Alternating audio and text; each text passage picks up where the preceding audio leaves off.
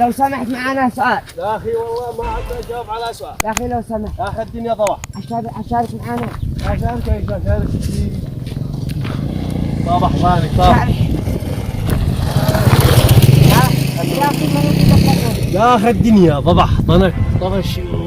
اشارك معنا حيقع 30,000 ريال. والله لو قعدت 3 قرا بس قاعد ماشي قدامي كل شيء موفر والعتيب موفر كل الحاجه. خلاص دحين نسأل السؤال. اي اسال ضابح ضاني. اين يقع قصر الزحلول؟ في بيتنا.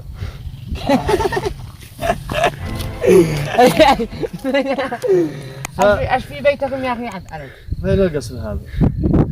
خلاص القصر قد اخترب. قل لي من ضبطها؟ الدنيا والمزز وكلهن يا اخي ضرخت. والله ما انت ان انت معي. والله والله ايش قد فعل لك اصلا؟ ها بس حتى حالي والله ما غير. مثل اخوك.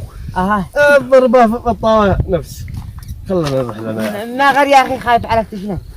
ايش عاد باقي؟ او بتنادي بعقلي. ضابح مجنون. كتبت لك قبلي كتب لك فخلها اخبار علي. هذا من الضيق من يا اخي شارك. والله تديو.